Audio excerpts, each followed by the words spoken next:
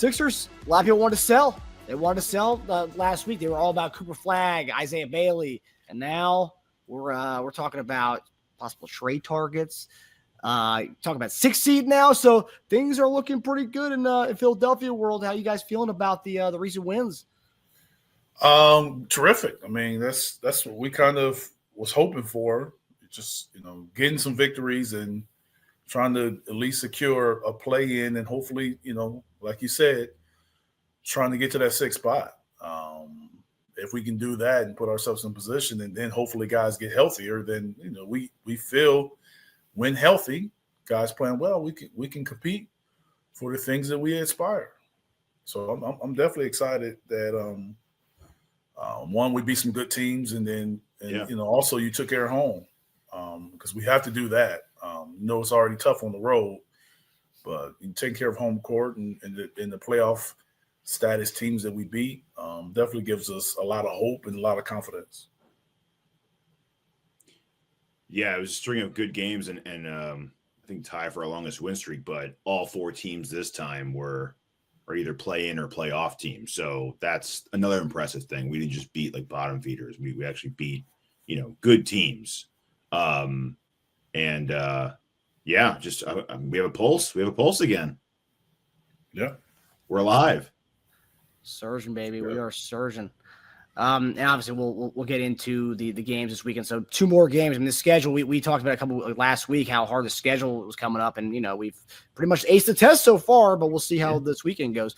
But let's talk about what we've seen over the last few games. So 2 big wins against Western Conference playoffs teams. And these are games without 5 or 6 of our guys. I mean, we're shorthanded as can be still, which also shows how impressive these wins are.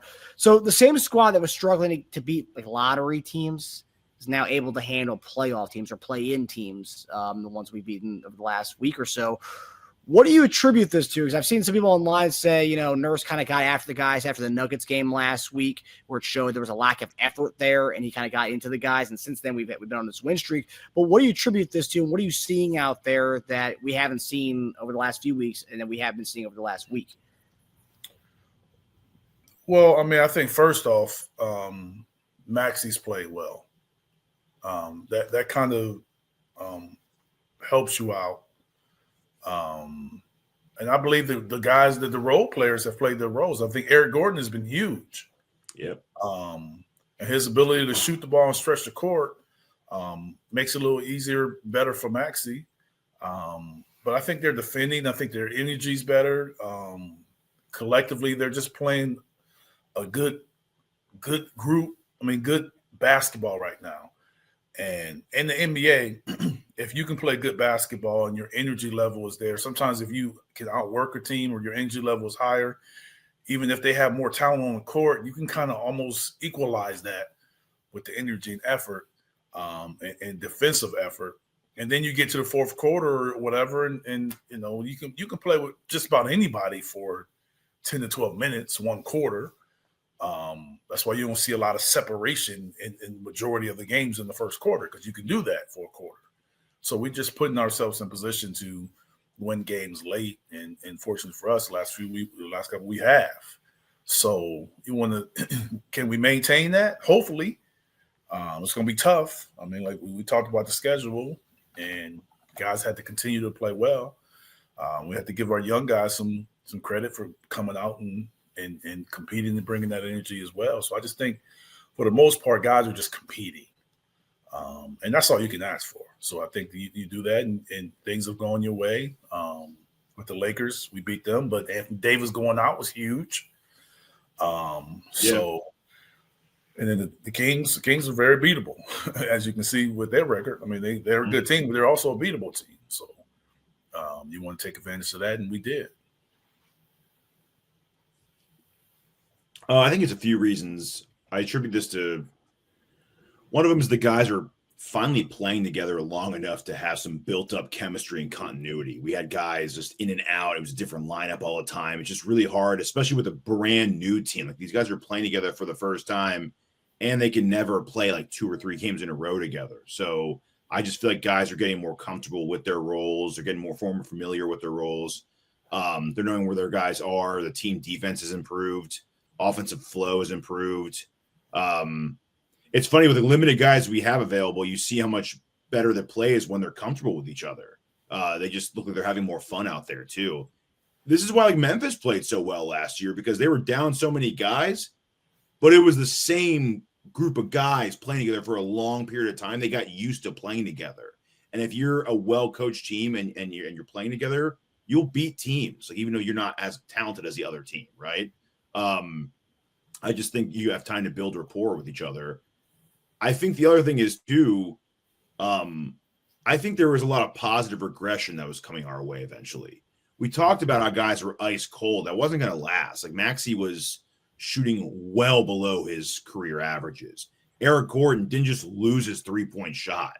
I mean, like these are guys that have Gordon's been doing this for 10 plus years at shooting like around 40% from three. He wasn't going to continue shooting in the low 30s, right? Maxey wasn't going to continue shooting 30% from two. It just wasn't going to last. So you see that changing, right? Gordon, 14 average the last 4 games. He's shooting 50% from three in the last like 20 games. I mean, that's not going to last either, but at least it's averaging out now, right? He'll be around his career average when it's all said and done.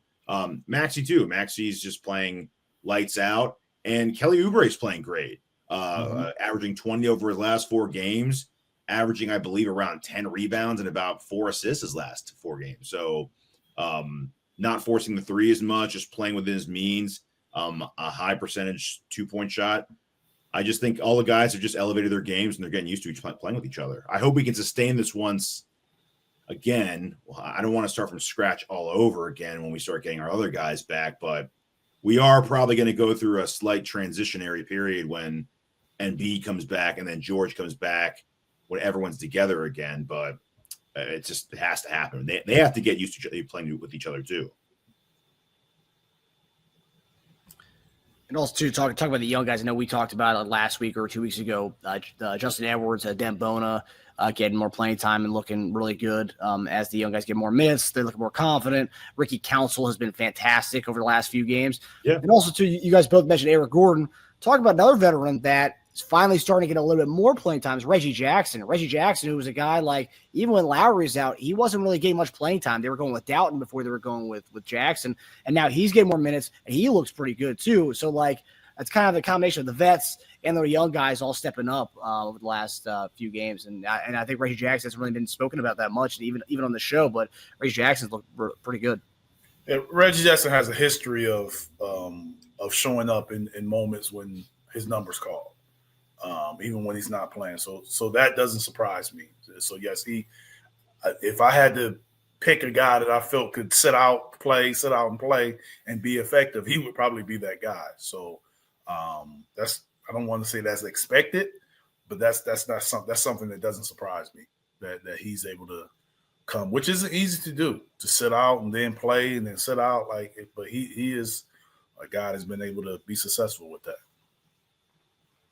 Just to illustrate what I said a minute ago, Gordon through October and November, 23.5% from three. Now he's at 50.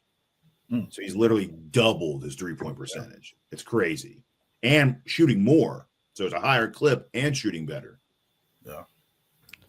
Well, also, you're pairing the lead there. The real story, since Eric Gordon got a tattoo surgery, he's been shooting lights out. And I think it was like the last week of December he got the surgery. And then ever since 2025, he's been on a tear, averaging 15 points in the new year. So thank God for that tooth surgery.